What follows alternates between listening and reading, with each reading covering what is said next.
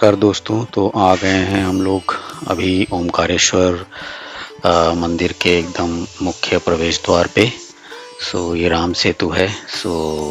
जैसा कि पिछले ब्लॉग में देखा, हम लोग कल दोपहर के आसपास हम लोग उज्जैन से ओमकारेश्वर पहुंचे थे और कल शाम को हमने छोटा मोटा ओमकारेश्वर का घूमे पैदल ही, और बोटिंग भी किया। आज शनिवार का दिन है और अभी समय हो रहा है अभी सुबह के 5:30 और हम लोग आ गए हैं। इससे पहले कि भीड़ बढ़े और वीकेंड का समय है, हम लोगों ने सुबह सुबह एकदम अंधेरे रहते रहते ही हम मंदिर में दर्शन करने के लिए आ गए हैं। तो जाते हुए यहाँ पर ये फूल और प्रसाद बेच रहे थे। ये लोग 5 रुपये 10 रुपये ऐसे बोलेंगे, लेकिन जब आप खरीदने जाओगे तो बोलेंगे नहीं, वो एक्चुअल प्राइस नहीं होता है। तो 5 और 10 रुपये का फूल नहीं बेचते हैं, आपको साथ में 50-100 रुपये का प्रसाद भी खरीदना पड़ेगा। बेसिकली वो एक टेक्निक है आपको बुलाने के लिए। 5-10 रुपये में कुछ नहीं मिलता है। तो ये राम सेतु, ये एक हैंगिंग ब्रिज है। यहाँ से होते हुए हम लोग पहुंच गए सीधा ओमकारेश्वर मंदिर में। जैसा कि आप देख सकते हैं, चारों तरफ पंडित जी लोग हैं जो आपको बोलेंगे, आप पूजा करवा देंगे आपका, और जलाभिषेक करवाएंगे। जैसा कि आप देख सकते हैं अभी मतलब खाली ही है मंदिर, मतलब कंपैरेटिवली, मतलब ऐसे कोई लोग नहीं है। इतने बड़े एक पॉपुलर ज्योतिर्लिंग में इतना खाली मिलना एक अपने आप में एक बड़ी बात है। मेरे ख्याल से यही एक रीज़न था, हमने मंदिर के पास ही होटल लिया ताकि सुबह सुबह हम लोग यहाँ से दर्शन कर सके। तो 5 मिनट के अंदर ही हमारा दर्शन हो गए थे, तो हमें ज़्यादा समय नहीं लगा। जैसा कि आप देख सकते हैं पूरा खाली है ये, तो 5 मिनट में ही दर्शन हो गए। और चलिए, यहाँ तक कैमरा अलाउड था तो यहाँ तक हमने वीडियो किया। इसके बाद के और वीडियोस हमने नहीं किए। ये कुछ स्टिल फोटोग्राफ्स हैं जो जब हम एंटर कर रहे थे उस समय के। ये दर्शन करके अब हम लोग बाहर आ गए हैं।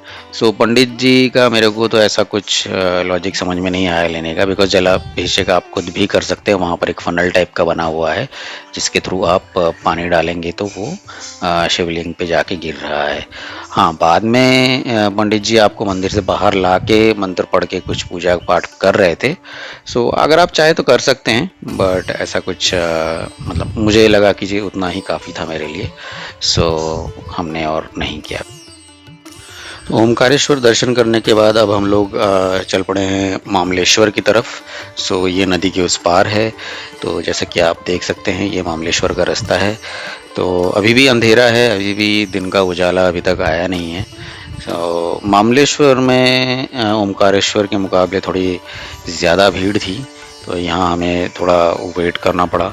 हम लोग थोड़ा जल्दी इसलिए भी कर रहे हैं क्योंकि हमें अभी यहाँ से दर्शन करके महेश्वर के लिए भी निकलना है। तो आज ही हमें महेश्वर भी पहुँचना है। तो ये है मामलेश्वर ज्योतिर्लिंग। तो ओमकारेश्वर और मामलेश्वर दोनों एक साथ ही हैं, एक नदी के इस पार और एक उस पार। तो ये है मामलेश्वर का मंदिर। तो यहाँ पे हमें करीब 15 मिनट भीड़ थी, बट इतना भी कोई बहुत ज़्यादा हमें वेट नहीं करना पड़ा। करीब 15 या 20 मिनट के आसपास हमें वेट करना पड़ा। एक्चुअली एक काफ़ी बड़ा एक ग्रुप आया हुआ था कोई तो उसमें लगभग समझ लीजिए एक बस भर के लोग आए थे। तो शायद उसके कारण से हो सकता है कि ये अचानक से इतनी सुबह ये भीड़ आ गई थी। अदरवाइज़ यहाँ पर इतनी भीड़ होने की संभावना ज़रा कम ही है, बिकॉज़ जो लोग ओमकारेश्वर दर्शन करके आते हैं वही लोग फिर मामलेश्वर में आते हैं। तो दोनों को करना ही ज़रूरी है, तभी आपका ओमकारेश्वर दर्शन संपूर्ण और कंप्लीट माना जाता है कि आपका ओमकारेश्वर दर्शन जो है कंप्लीट हो गए हैं आपके। तो अभी हम लोग दर्शन करके बाहर आ गए हैं मामलेश्वर के। जैसा कि आप देख सकते हैं ये बाहर कुछ शिवलिंग हैं और अभी भी अंधेरा है, लाइट जली हुई है।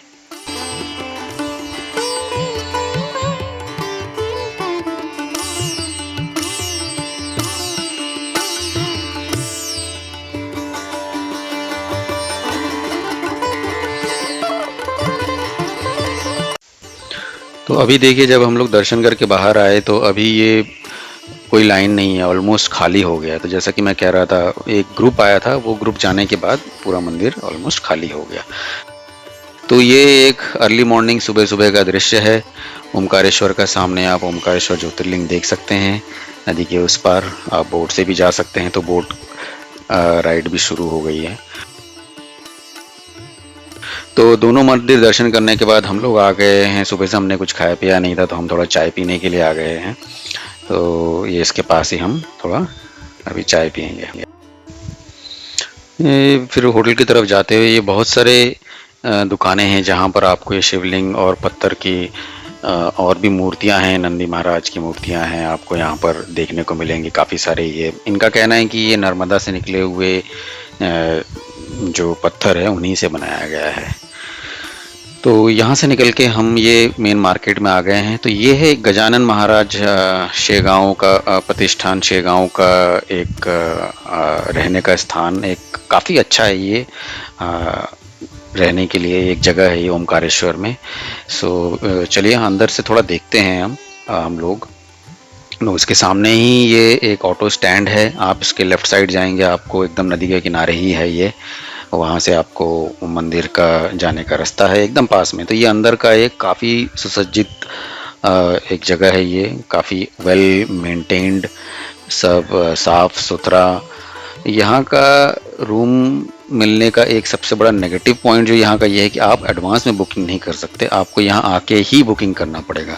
तो आई थिंक मैंने पहले वीडियो में भी कहा था कि भाई यहाँ का सबसे बड़ा डिसएडवांटेज यही है। तो अगर आप फैमिली के साथ आ रहे हैं, अगर वो वीकेंड है, तो कोई गारंटी नहीं है कि आपको रूम मिल ही जाएगा। तो ऐसी अनिश्चितता के साथ आपका आना, स्पेशली फैमिलीज़ के साथ, बड़ा ही मुश्किल है। इसीलिए हमने बुक कर लिया था।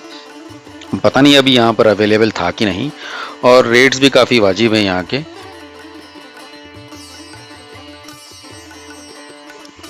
यहाँ से फिर हम लोग आ गए हैं अभी अपने होटल की तरफ। सो यहाँ पर हमने जो होटल लिया था वो था ये होटल मानसरोवर।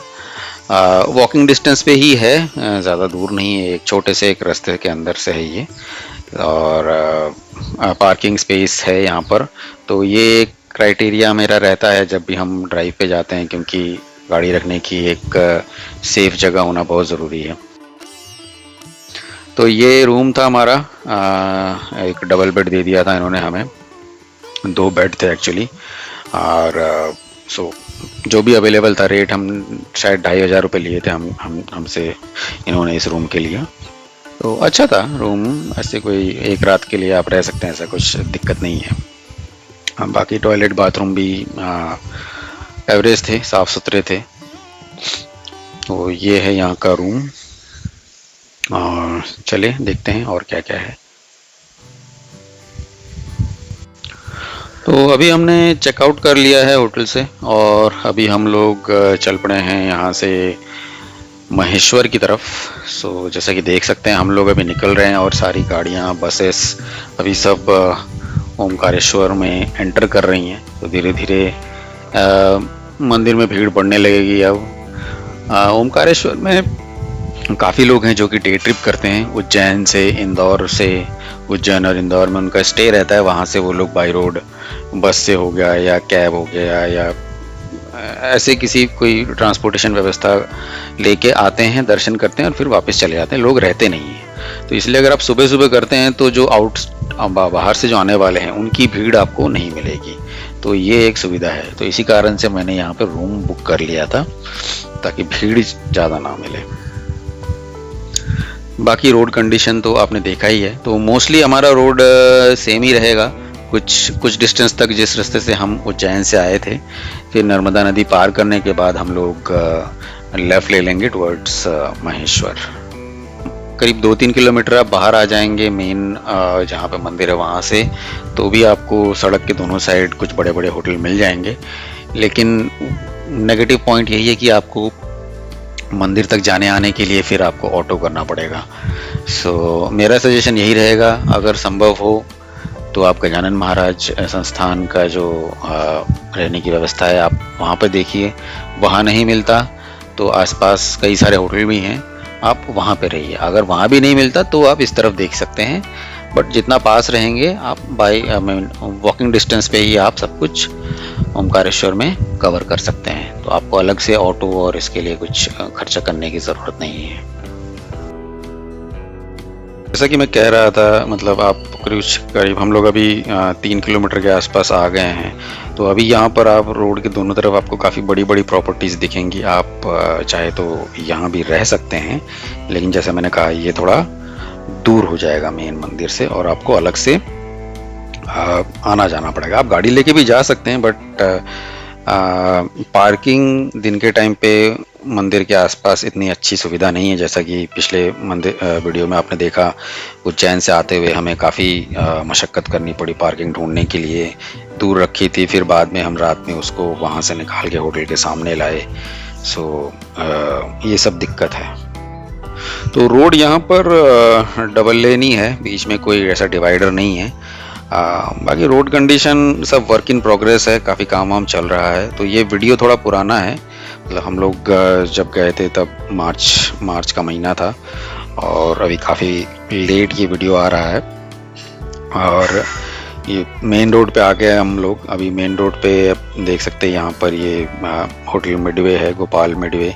बहुत लोग यहाँ पर ब्रेकफास्ट कर रहे हैं, और सामने ही नर्मदा जी हैं। काफ़ी लोग यहाँ पे रुक के नीचे जाके नर्मदा में जा भी रहे हैं वहाँ पे घूमने के लिए। सो ये है नर्मदा नदी। तो ये नर्मदा नदी क्रॉस करके आगे हम लोगों को जाना है।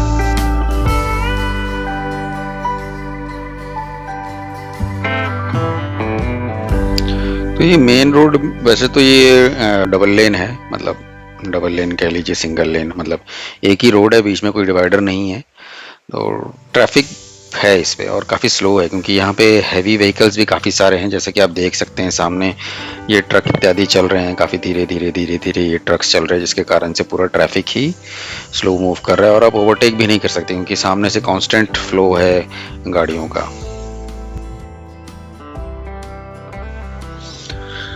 तो ये एक छोटा सा कस्बा आ गया है। अभी यहाँ से हमें आगे लेफ़्ट लेना है। तो ये रोड छोड़ के आगे हम लेफ़्ट ले लेंगे महेश्वर की तरफ। और जैसा कि आप देख सकते हैं सामने इस गाड़ी ने, दूसरे नेक्सॉन वाले ने जाने वाले साइड से ये एंट्री कर रहा है, तो पूरा रोड ही इसने ब्लॉक कर रखा है।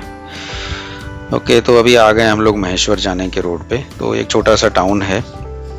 तो यहाँ से अभी हम लोग ऑलमोस्ट समझ लीजिए, अभी यहाँ से महेश्वर का रास्ता करीब करीब हम लोग नर्मदा नदी के पैरेलल ही चलेंगे हम। तो ओमकारेश्वर से महेश्वर तक का जो डिस्टेंस है, जो दूरी है, वो करीब 66 किलोमीटर के आसपास की है। तो अभी हम लोगों ने कुछ 16 किलोमीटर हमने कवर किए हैं इस मोड़ तक, जो मेन रोड पे है। अभी यहाँ से जो हमने लेफ़्ट लिया, यहाँ से और कुछ करीब 50 किलोमीटर के आसपास हमारा होटल दिख रहा है एज़ पर गूगल। यहाँ से और 50 किलोमीटर हमें ट्रैवल करना है महेश्वर के लिए।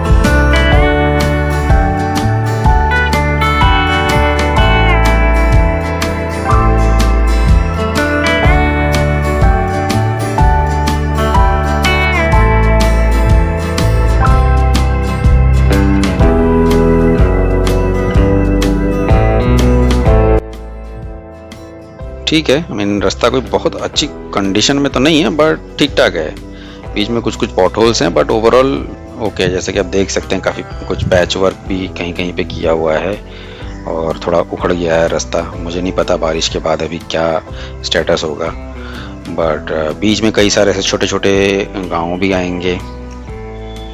ओवरऑल 50-50 है। थोड़ा संभल के चलना पड़ेगा, बिकॉज लोकल ट्रैफिक भी है। तो अभी हम लोग एक और मेन रोड से अभी हम कनेक्ट कर रहे हैं। ये है खारगोन भुसावल हाईवे। सो मोरलेस रोड उसी प्रकार का है, बट थोड़ा सा यहाँ पर आपको पॉट होल्स ज़रा कम है। और यहाँ से हम ऑलमोस्ट हम लोग पहुँच ही गए हैं, बहुत ज़्यादा दूर नहीं है यहाँ से। अभी महेश्वर पहुँच गए हैं हम लोग महेश्वर अभी, और यहाँ से होटल करीब 8 किलोमीटर और दिखा रहा है, और दूर नर्मदा नदी भी दिखाई दे रही है। तो चलिए देखते हैं कैसा है होटल और क्या। सो गूगल से कुछ रिव्यूज़ और पुराने कुछ वीडियोस देख के हमने ये होटल सेलेक्ट किया था। सो देखते हैं कैसा एक्सपीरियंस रहता है। एक और चीज़ जो बताने वाली है वो है, जैसे ही हम यहाँ एंटर करते हैं दोनों तरफ काफ़ी साड़ियों की दुकानें आपको दिखने लगेंगी। सो महेश्वर जो कि जाना जाता है अपने महेश्वरी साड़ियों के लिए, वो आपको काफ़ी सारी दुकानें दोनों साइड आपको हैंडलूम और ये सब दुकानें आपको दिखने लगेंगी। सो ये मेन एंट्रेंस महेश्वर में करते टाइम ये एक बड़ा सा एक गेट टाइप का बना हुआ है महेश्वर का। चलिए देखते हैं। ऑलमोस्ट पहुंच गए हैं हम लोग। सो अभी यहाँ से लेफ़्ट लेना है। यही रोड आगे एमपीटी महेश्वर का जो एक महेश्वर में जो एमपीटी का रिजॉर्ट है उसकी तरफ भी जाता है। और यही रोड पे अगर आप आगे सीधे चले जाएंगे तो आप मेन जो धुले की जो रोड है, जो इंदौर धुले जो नेशनल हाईवे है उससे कनेक्ट हो जाता है यही रोड आगे जाके। तो इस पे हम अब फिर कल ट्रैवल करेंगे, बट फ़िलहाल के लिए यही है अपना। अभी चलिए देखते हैं अपना होटल कैसा है। तो इस मेन रोड से करीब मे बी एक आधा किलोमीटर होगा और अंदर की तरफ तो कुछ होटल बैंक सब आपको यहाँ सामने मिल जाएंगे। तो लोकेशन ठीक है, ऐसा कोई बहुत इंटीरियर में भी नहीं है, लेकिन नदी से थोड़ा दूर है, क्योंकि नदी के पास के जो होटल है वहाँ पर मेरे को ऐसा कुछ पार्किंग ऐसा दिखा नहीं, इसीलिए मैंने यहीं पर बुक करना ठीक समझा। तो होटल का नाम है होटल श्री शरणम। सो जहाँ पर हम लोग थे तो सामने ये ट्रैक्टर चल रहा है काफ़ी टाइम से, इसको ओवरटेक नहीं कर पा रहा हूँ। ओके, सो फाइनली अभी हमने इसको ओवरटेक किया और ये सामने लेफ्ट साइड में दिख रहा है होटल श्री शरणम।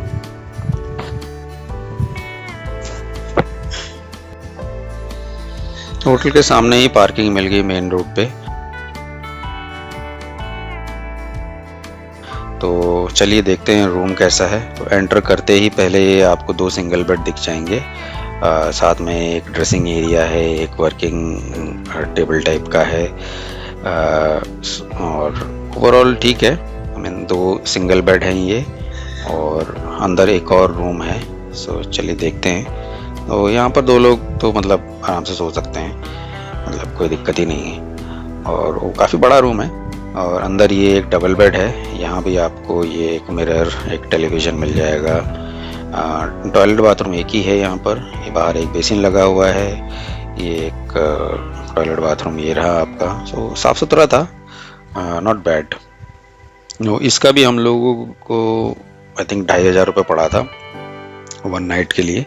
ये पीछे की तरफ एक और है ये दरवाज़ा, ये बंद था बाहर से, ये ग्राउंड फ्लोर पे होने के कारण ये पीछे की तरफ एक और है, ये बंद है। ये बाहर से ये एक और एग्जिट है, बट ये क्लोज किया हुआ है। तो फ्रेश होने के बाद थोड़ा हम लोग फिर निकल पड़े महेश्वर दर्शन करने के लिए। दर्शन मतलब थोड़ा टूर करने के लिए क्या क्या है नहीं है, तो ये सब हम अगले उसमें कवर करेंगे। तब तक के लिए चलिए बाय बाय।